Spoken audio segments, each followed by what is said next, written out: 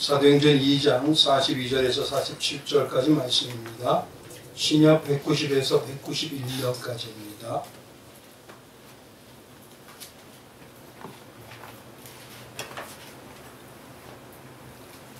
우리 다 찾으신 줄 알고 1절씩 교독하겠습니다. 그들이 사도의 가르침을 받아서 서로 교제하고 떡을 떼며 오로지 기도하기를 힘쓰니라. 사람마다 두려워하는데 사도들로 말미암아 기사와 표적이 많이 나타나니 믿는 사람이 다 함께 있어 모든 물건을 서로 통용하고 또 재산과 소유를 받아 각 사람의 필요를 따라 나누며 날마다 마음을 같이하여 성전에 모이기를 힘쓰고 집에서 떡을 떼며 기쁨과 순전한 마음으로 음식을 먹고 다 같이 하나님을 찬미하며 또 온 백성에게 칭송을 받으니 주께서 구원받는 사람을 날마다 더하게 하시니라. 아멘. 오늘 이 말씀대로 우리 귀한 말씀 주시는 친교에 대해서 하나님 우리를 깨닫게 하시니까 역사하시기를 주님의 이름으로 축원드리겠습니다. 오늘은요 이제 18번째로 친교에 대해서 말씀을 드립니다. 친교를 한마디로 한다면 무엇이라고 할 수 있냐면 사랑 주고받기라고 할 수가 있어요. 왜 이게 친교가 이렇게 교회 중요하냐면요, 오늘 저희가 원래 아버님하고 아들하고 두 분이 교회를 나오시기로 했었어요. 그래가지고 이성우 지사님과 같이 교회 차량도 이제 맞춰놓고 다 했는데 그 아버님이 갑자기 10시쯤 되니까, 아니 9시 한 50분 되니까 올라오셨더라고요. 그랬더니 뭐라고 그러시냐면 여기서 저는 목사님인 걸 아직 정확하게 모르시니까 올라올 때 저는요 감리교를 가려고 그래요 그러시더라고요. 그래서 이렇게 눈빛을 보고 왜라고 물어보고 싶었는데 묻지 못한 게 저희는 합동치기인데 어떠셔요? 괜찮으시겠어요? 그랬더니 감리교를 간대요. 그래서 왜요? 무슨 이유 때문에 그렇습니까? 그랬더니만 장로교회 가서 트라우마를 한번 겪으신 적이 있대요. 그러니까 그게 무엇이냐면 교회 안에서 왔다가 아드님이 약간 자폐증이 있으셔요. 약간. 그랬더니 아까 말씀드린 이 주일날 막 찬양하고 뜨겁게 되면 그런 거 있잖아요. 그런 걸 못 보는 경우가 있어가지고 자기 아들이 그렇게 되니까 못 견뎠던 것 같아요. 신앙 안에 보면요 우리는 다양하게 표현하는 게 있습니다. 그러나 문제는 그것도 신교와 교제가 잘못되면은 결국 신앙의 트라우마가 되고 그것이 상처려 5년이 가고 10년이 가기도 합니다. 그렇기 때문에 교회 안에서요 말씀도 중요하고 기도도 중요하고 예배도 중요하지만 성도 간의 사랑의 예수의 심장으로 친교하는 것도 정말 중요합니다. 그래서 오늘은 18번째 바로 친교이고 이 친교를 한마디로 말씀드리면 사랑 주고받기라고 하는 거예요. 한번 말씀을 드릴게요. 내가 저 사람을 사랑을 해요. 그러면 그 사람이 나의 사랑을 알까요? 이런 건 알아요? 모르죠? 어떻게 해야 돼요? 나 당신 사랑해요. 외국 사람들이 제일 많이 하는 게 뭐냐면 I love you예요. 표현을 해야 됩니다. 표현을. 그게 뭐냐면 가정에서도 마찬가지고요. 사회에서도 마찬가지고 그 다음에 연인관계도 마찬가지예요. 가정에서 보면요 표현을 안 하고요 오래되니까 아이 다 알잖아. 그게 아니라 표현을 해야 돼요. 가끔 어깨도 한번 토닥여 줘야 되고 교회도 똑같아요. 성도님들 간에 잘 알아 어깨도 한번 토닥여 줘야 되고 집사님 고마워요. 집사님 나 너무 좋아요. 이 한마디가 사람의 마음을 완전히 녹여버립니다. 그게 한마디로 다르게 말하면 친교와 같아요. 그래서 이 친교라는 것을 세 가지로 꼭 하셔야 되는 게 잊지 말아야 될 게 뭐냐면요. 손이 안 되네. 세 가지가요. 첫째, 인격적으로 돼야 돼요. 어리든 연세가 있든 똑같이. 왜냐하면 어린 사람이 인격적으로 대하면요 더 마음이 감사가 넘쳐납니다. 그리고 연세 있는 분을 정말 똑같은 연배와 같이 인격적으로 대해주면 그분이 자기를 뭐냐면 젊은 사람으로 대하는 것 때문에 또 기쁨이 좀 있어요. 그러니까 중요한 건 뭐냐면요 사랑의 친교를 하기 위해서는 인격적으로 해야 된다는 거예요. 그리고 두 번째는 뭐냐면요 상대의 마음을 경청하셔야 돼요. 말을. 그리고 세 번째가 뭐냐면 열린 마음으로 받아들이셔야 돼요. 그렇게 돼야 되는 게 세 가지. 여기 이렇게 서로 이렇게 때려보고 세 가지를 꼭 하셔야 됩니다. 이 마음으로 해야 되는 게 바로 교회에서도 친교예요. 그래서 이번에는요 교회와 성도 사이의 영적인 가족으로 하나 되고 한 마음이 되기 위해서 꼭 필요한 친교에 대해서 살펴보려고 합니다. 성도는 위로 하나님의 자녀로서 부르심을 받아서 영육 간의 복된 삶을 살면서도요 함께 뭐냐면 믿음과 신앙으로 살아갈 사람들에 대해서 아름다운 관계를 유지해야 될 의무가 있고 그 사랑이 깊이까지 있는 것입니다. 그래서 성도들 사이에 이런 관계를 한마디로 말하면 친교라고 하고 교제라고 하는 것이에요. 그래서 성경에는요, 교회와 성도들의 관계를 뭐라고 하느냐, 끊어지지 않는 삼겹줄이라고 얘기하는 겁니다. 한 마음이 되면요, 어떤 것도 끊을 수가 없다 그래요. 그리고 가정도 마찬가지예요. 한 마음이 부부가 되면 온전히 힘든 것도 이겨나갈 수가 있어요. 어떻게 보면요, 가정에서 보면 아내들이 많이 맞춰주는 거죠. 아까 장로님 말씀 묻고 저는 솔직히 와서 뭐라고 말씀을 못 드리겠어요. 뭐 50년이 넘었는데 20년 되면 제가 뭐라고 얘기를 하겠습니까? 근데 맞습니다. 맞춰주는 게 서로 진짜 사랑이 많은 사람이 먼저 어떻게 할까요? 따라와 이걸까요? 내가 따라갈게 이럴까요? 왜냐하면 사랑이 많은 사람이요 따라갈게죠. 아직까지 전 안 되는 것 같아요. 그러니까 그걸 연습을 좀 많이 해야 될 것 같아요. 그것처럼요, 교회 안에서도요, 관계가 삼겹줄이 되는 사랑의 관계가요, 놀라운 역사를 나타냅니다. 그래서 같은 말을 성경에는 하고 같은 마음을 품으라고 합니다. 그래서 이번에는요, 친교와 교제의 성경적 의미가 무엇인지에 대해서 말씀을 드리려고 합니다. 먼저 첫 번째는요, 교회는요, 예수의 마음으로 하나 되어 교제하면서 살아야 합니다. 이게 하나님의 뜻이고 하나님의 계획이기도 합니다. 그래서 빌립보서 1장 8절에 보면요, 우리가 무엇으로 하나 되라고 하냐면은 성도는 예수의 심장으로 하나 되라고 얘기해요. 심장이란 건 뭐냐면 그 심장으로 뛰도록 살아 있어야 된다는 소리예요. 심장은 어떻습니까? 한 번이라도 멈추면 어떻게 되죠? 죽어죠. 그러니까 멈추지 말고 이거는 어떻게 됩니까? 계속 친교를 해나가야 된다는 소리예요.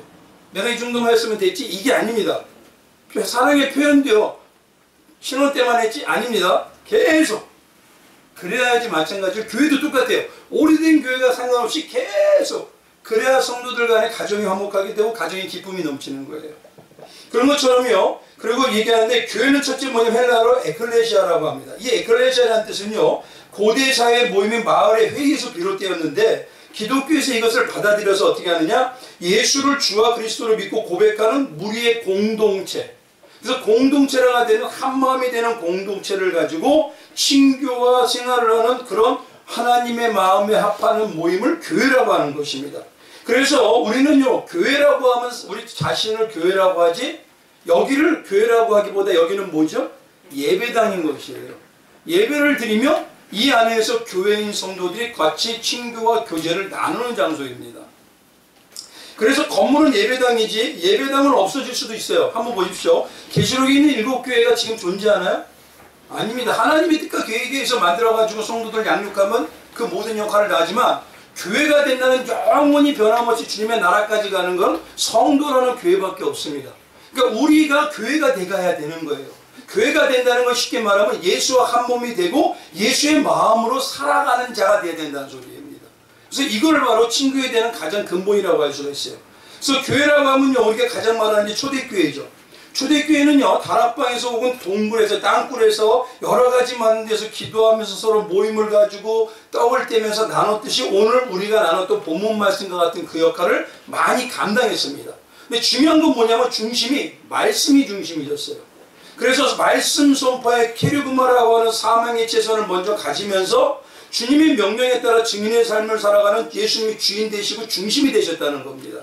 그리고 그 사명에 따라 동시에요, 예수 그리스도의 사랑과 은혜의 열심으로 서로 돌아보고 봉사하는 거예요. 어디를 가면 얘기하니까 뭐냐면, 나는 그런 얘기를 하시더라고요. 목사님은 성도를 섬겨야 돼. 맞아요. 틀린 거 아닙니다. 그러나 중요한 건 성도님들도 목사를 섬겨야 돼서 어떻게 되냐? 서로 나누는 거예요. 그게 교제이고 그게 친교입니다. 일방적으로 한 사람이 하는 게 아니라 하나님이 원하는 건 너희는 서로 사랑해라. 서로 은혜를 나눠라. 서로 돌아봐라. 이렇게 하셨지 일방적으로 하는 게 아니에요. 그래서 이 안에서 서로 돌아볼 때가 예수의 중심으로 돌아볼 때가 가장 은혜가 많고 그 은혜의 역사 능력이 크다는 것입니다. 그래서 서로 봉사하는 디아코니아라고 하고요. 섬기는 깊은 교제와 친교, 그걸 코이노니아의 생활을 하면서 함께 떡을 떼고 기쁨과 순전한 마음을 교제하고 필요에 따라 나누는 모습을 보였더니 맨 마지막에 중요한 건 어떻게 됩니까? 날마다 구원받는 자의 수가 성경에 더하더라 라고 하시더라는 거예요. 그만큼 뭐냐면요, 올바른 말씀도 필요하지만 성도 간에 그 말씀으로 체득이 되어서 변화되고 새롭게 되는 그 의미의 모습이 변화되는 성도의 친교도 포함되는 것입니다. 그래서 그 친교를 통해서 보여지는 게 있어야 된다는 거예요. 말씀은 전하는데 발을 벌떡 일어나가지고 지금 우리 요즘 축도를 뜯거나 막 집에 갔다. 그럼 친교라는 거 하나는 절뚝발해야 되는 거하고 똑같습니다. 이거.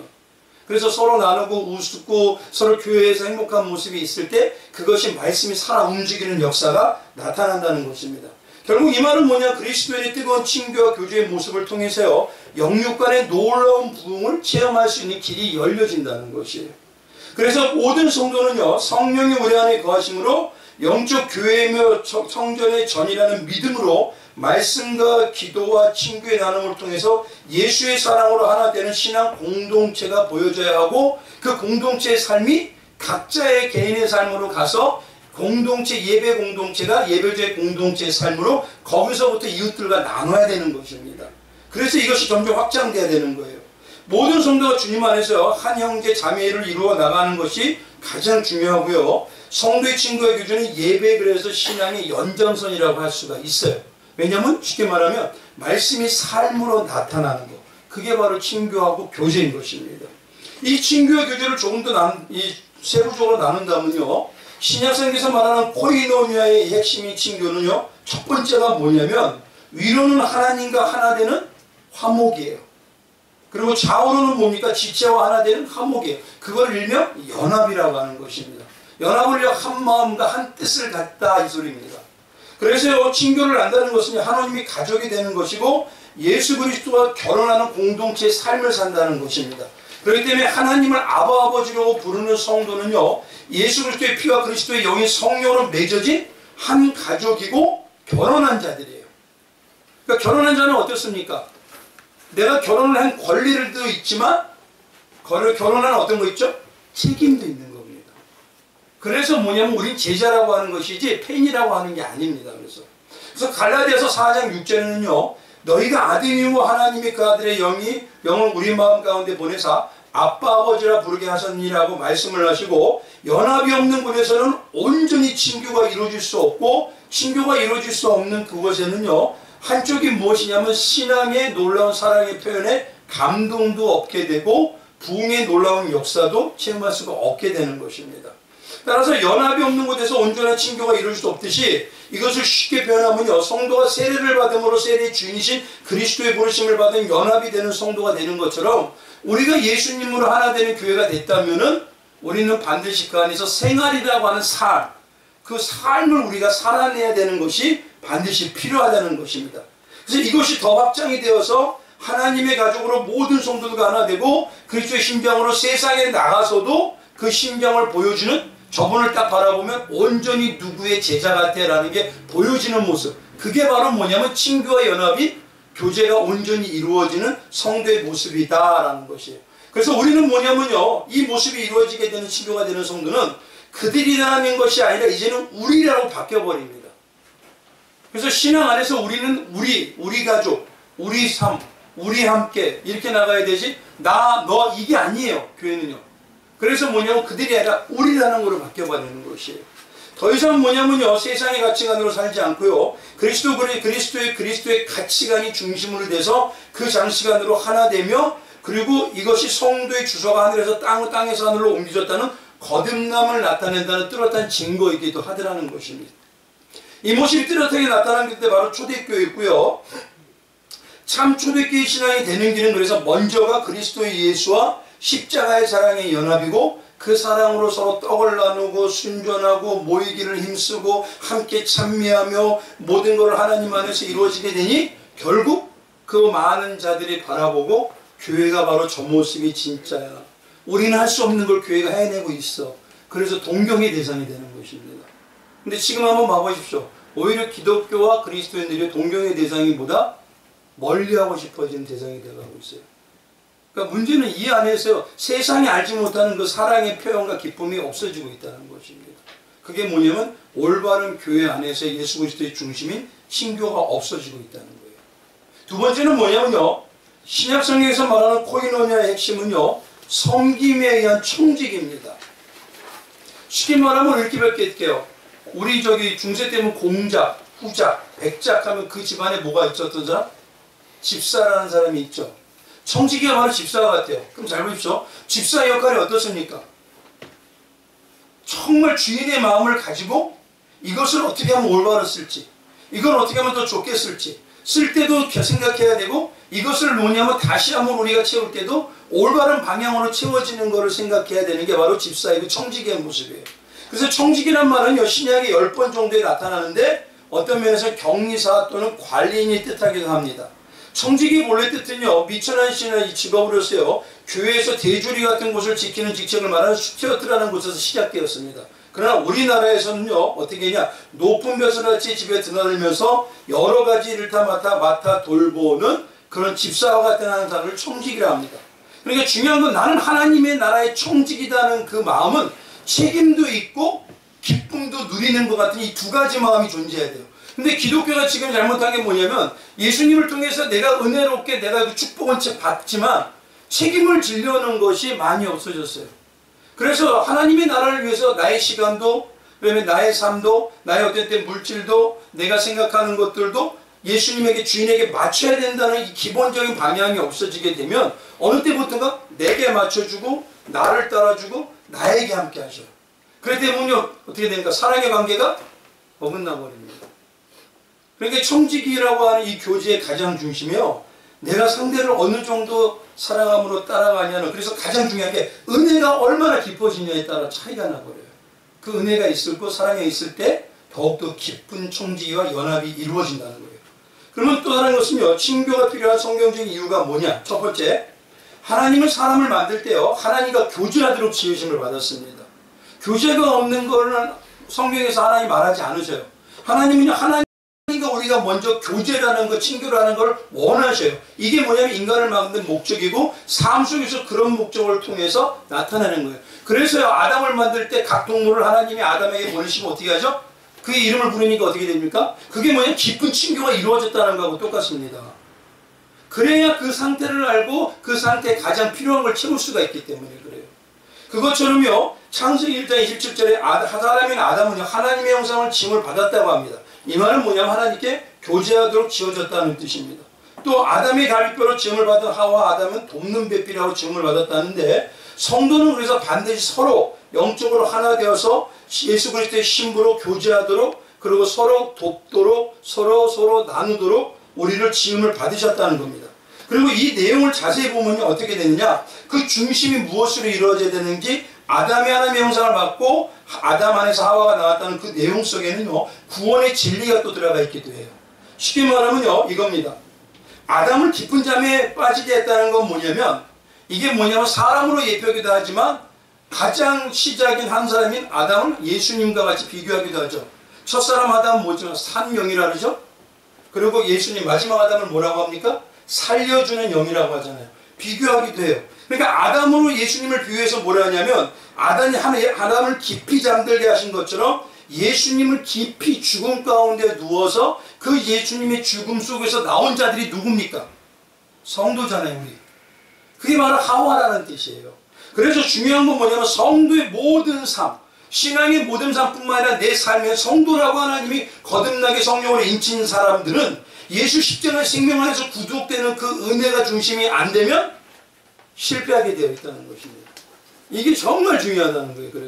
그래서 성도들 가운데 대화를 할 때도요, 우리 사돈의 팔촌이 뭐가 어떻게 되고 뭐가 잘 돼서 이거 하지 마시고 은혜의 예수 중심의 대화를 이끌고 가실 줄 아는 게 진짜 신교 잘하시는 거예요.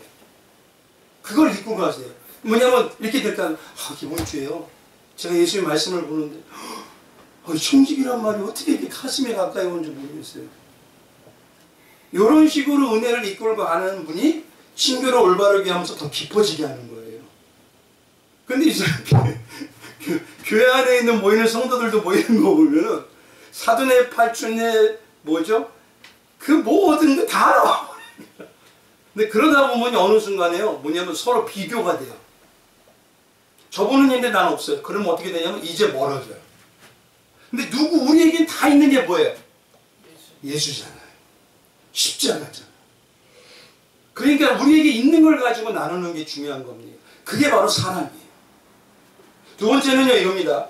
인간이 근데 문제는 범죄함으로써 교제가 깨어져 버립니다. 인간이 사단의 깨물어 범죄함으로써 하나님의 교제뿐만 아니라 하나님의 교제가 깨어져 버리니 사람의 올바른 교제까지도 못 갖게 되어버렸습니다. 그래서 아담과 하와는 하나님의 눈길을 피해서 숨어버리는 역할이 된 거예요. 피해서 숨는다는 건 뭡니까? 결국 멀어진다는 거예요. 이게 뭐냐면요, 저분은 있고 나는 없으면 같이 모이려고 하고 싶은가요? 아니죠. 멀어진다는 거고 똑같습니다. 그것처럼은 뭐냐면요, 피해서 멀어집니다. 그래서 하나님은요, 사람을 내어 쫓으시지만 내어 쫓으신 게 아니라 에덴 동산을 동편에 두루 그룹들과 두루 도는 화영검이라는 걸 두셔서 생명나무의 길을 지키게 하신 거예요. 막으신 게 아닙니다. 이거 말 때 정확하게 보셔야 돼요. 막으신 게 아니라 지키게 하신 거예요. 지켰다는 건 뭐냐면 그 기준에 맞으면 열린다는 겁니다, 이게. 그래서 화영검이라는 걸 잘 보십시오. 불과 뭡니까? 칼이잖아요. 그렇죠? 성경에 나타냈죠. 불 같은 성령의 하나님의 말씀, 이거예요. 그러니까 창세기부터 하나님은요, 하나님의 에덴 동산에 있는 생명의 나무이신 예수에게 온전히 가는 방법을 다 얘기해 놓으셨어요. 그래서 하나님은 세 번째 뭐냐면 다시 교제할 수 있는 관계를 회복하도록 하나님은 그 관계 회복을 길을 열어주셨어요. 그게 뭐냐면 하나님의 말씀과 계획이 뚜렷이 이루어진 에덴 동산의 생명나무로 갈 수 있는 하나님 나라로 들어가기 수 있도록 화영검, 성령의 불과 말씀의 검을 통과하는 방법으로 생명나무인 누구를 만나기 위해서 나는 길이요 진리요 생명이라는 예수를 만나는 방향으로 우리가 신앙의 에덴 동산과 같은 교회의 아름다움도 느낄 수가 있고 이 안에서 하나님과의 교제하며 기도하는 그런 놀라운 축복의 장소가 된다는 것입니다. 그것이 이루어지는 걸 바로 창세기 여기다 써놓으셨은 거예요. 그래서 에베소서 2장 13절에서 16절에는 이렇게 말씀하세요. 이제는 전에 멀리 있던 너희가 그리스도 예수 안에서 그리스도의 피로 가까워졌느니라. 그는 우리의 합평하신지라 둘로 하나를 만드사 원수된 것 곧 중간에 막힌 담을 자기 육체로 허시고 법종으로 된 계명의 율법을 폐하셨으니 이는 이 둘로 자기 안에서 한 세 사람을 지어 합평하게 하시고 라고 합니다.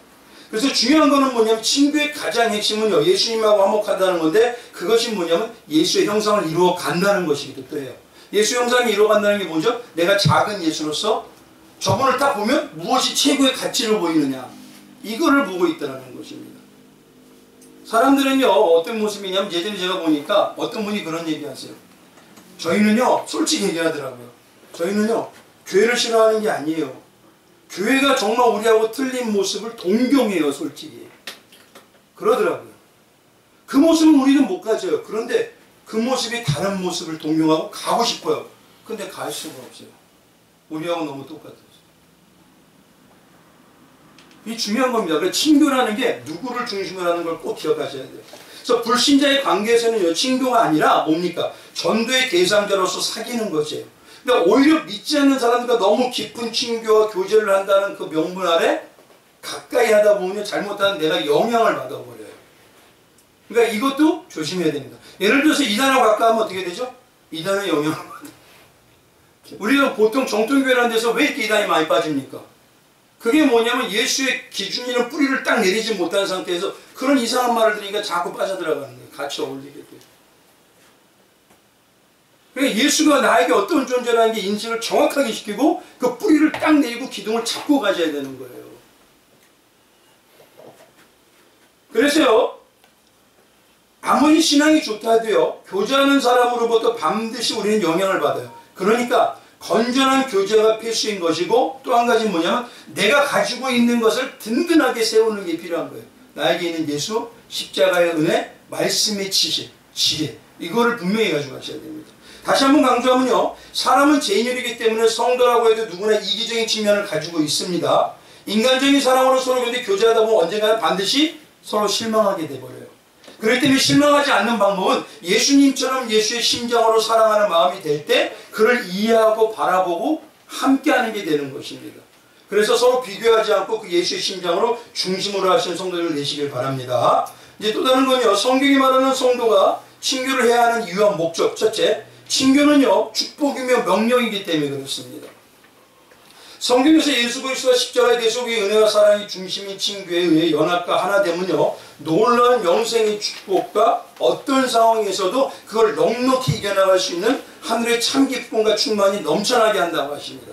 그렇게 될 때 사단의 우리의 미혹하는 진을 초토화시킬 수가 있고, 이 땅에서도 하나님이 함께함으로 나타나는 놀라운 축복의 역사의 능력을 이룰 수가 있다는 것입니다.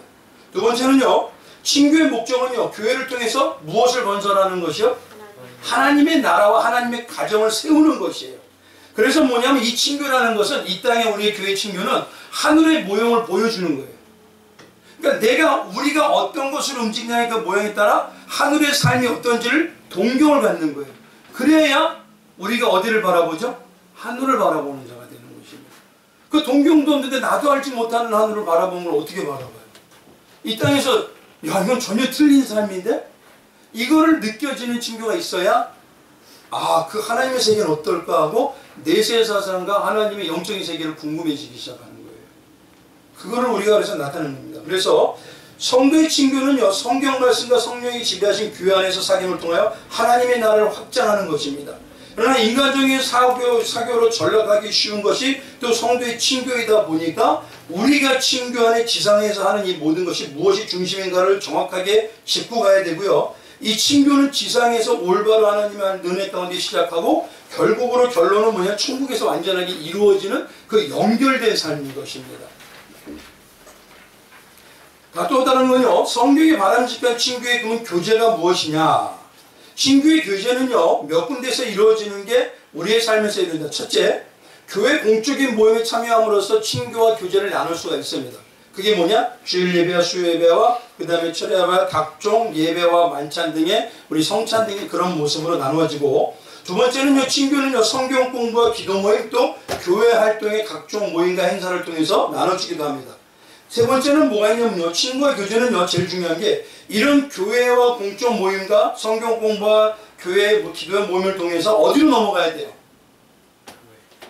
여기서 우리는 배워서 어디로 넘어가야 돼요?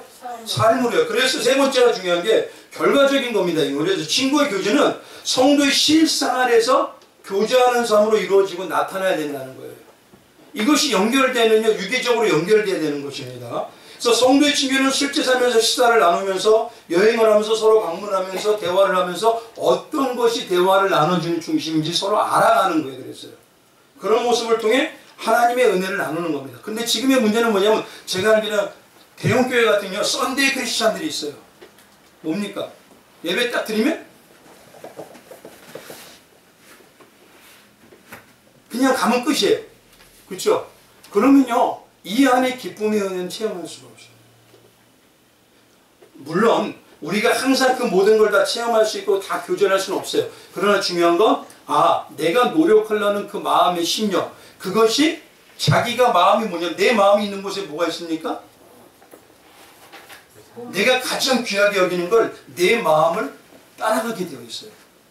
그러니까 그 마음의 노력이 중요하다는 것입니다. 그래서 신앙생활을 했다고 생각하는 모습이 우리가 과연 어디를 향하고 있는지 이 두 가지의 레일을 따라가고 있는지 보시고, 말씀과 기도와 우리가 신앙생활도 필요하지만 서로 그 안에서 나누는 교제와 친교가 반드시 필요하다는 걸 잊지 마시기 바랍니다. 그럼 마지막으로 9페이지 이제 9째 마지막으로요, 친구의 교제에서 조심해야 될 점은 무엇이냐? 다시 말씀드리면 인간적으로 너무 가깝게 사귀거나 친교가 사람의 교제로 나누어지면 안 된다는 거예요. 이거를 분별할 수 있으셔야 됩니다. 그래서 인간적인 과잉 교제에서 성도들 사이에 편이 갈릴 수가 있어요. 근데 제일 문제가 뭐냐면요, 성도들이 교제하다가 제일 많이 하는 게 뭔지 아세요? 제일 많이 하는 걸 제 이것 때문에 패다 많이 봤어요. 개를 왜 이렇게 많이 해요? 여행계 무슨 개 무슨 개. 근데 그러다가 꼭 한 사람이 뻥끌을 내면요, 그 다음에 교회가 다 초토화가 되버려요. 그래서 옛날에 저는 뭐라 하면 개 하지 마세요 그랬어요. 왜 돈거래를 합니까? 사람은요, 돈이 하나님과 비교가 됩니다. 그 정도로 돈에 관련되는 건요, 이 신경이 날카로워져요. 그러니까 될 수 있으면 개 하지 마시고, 모임할 때 뭐냐면 뭐 이렇게 모임 와서 뭐 단위가 크도록 하지 마세요. 그걸 하게 되면 오히려 문제가 커집니다. 그리고 사랑을 하기 위해서는요, 남한테 뭐냐면 이런 마음이죠. 누가 꿔도 작으면 내가 섬김에 배품을 한다고 생각하세요. 반드시 내가 저걸 받아낸다 이러지 마시고 오히려 그런 마음은요 더 못 받습니다. 베풀겠다. 그래 얼마나 힘들까. 내 가족이라면 내 자녀라면 그럴 수 있지. 근데 오히려 그런 마음이 상대 마음은 느껴지기 때문에 오히려 더 주고 싶어져요. 근데 친구가 조심할게. 인간적인 마음에 개나 아니면 그런 걸 하지 마시고 동물에 꼭 하지 마시고요. 그다음에 교회를 통한 하나님의 나라의 건전한 친구의 근본적인 목적이 훼손되지 않도록 조심해야 될 필요가 분명히 있고 분별해야 될 필요가 있습니다. 한 번 더 강조하는 것은요. 성도의 친교는 사랑의 교제라는 것이에요. 사랑에 빠지는 다른 것인 개인적인 목적이 들어간다면 그것이 문제가 될 수 있고요. 그래서 우리는 교회 출석을 통해서 친구와 서로 사랑을 나누는 교제와 또 기도와 실생활을 나누는 다양한 섬김과 희생을 통해 이 세 가지 아름다운 모습이 교회를 성장시키고 내 가정 안에서 내 삶 안에서 풍성하게 하나님의 은혜를 체험하는 놀라운 역사가 나타난다는 걸 잊지 마시길 바라겠습니다. 그래서 말씀도 중요하지만 성도들에게 대화와 예수 그리스도의 기쁨의 은혜를 나누는 것도 정말 중요합니다. 이것이 뭐냐면 우리는 살아있기 때문에 그래요. 이 은혜가 우리 성도들 가운데 항상 임하게 되시고요. 제일 첫 번째, 그 은혜를 어디서 해야 돼요? 삶에서. 예전에는요 교회가 우선이 아니었어요. 삶에서 어디서? 가정에서. 그래서 가정이 교회입니다. 가정에서 그러니까 뭐 있잖아요. 저는 그래요. 가정에서 치고받기도 그냥 막 다툼도 하고 좋았다가도 막 싸우기도 하고 이래야지만 진짜 정이 빡 들어버려요. 맞죠? 아 제가 겪어보니까 그러더라고요. 그냥 싸움이 없으면 관심이 없어요. 왜냐면 사랑의 상대한테 내가 사랑하기 때문에 막 서로 맞춰주고 저거 하면 내가 왜 이걸 원하는데 왜 안 해주냐 그러는 거예요. 어떤 데 밥 한 번 저는 안 차려줄 때 되면요 왜 밥 안 차려주냐 막 그러기도 해요. 그러니까 그런 관계 대화가 뭐냐면 서로 말이 열리게 되고 대화하게 되고 그에게 관심이 가게 되는 거예요. 그러니까 가정에서부터 친교하십시오. 가정에서부터 친교하고 교회에서만 잘하겠다. 죄송하면 저는 인정 안 해요. 그건 그럴 수가 없어요. 성도는요. 그 은혜가 항상 있길 주님의 이름으로 축원드리겠습니다. 기도하겠습니다.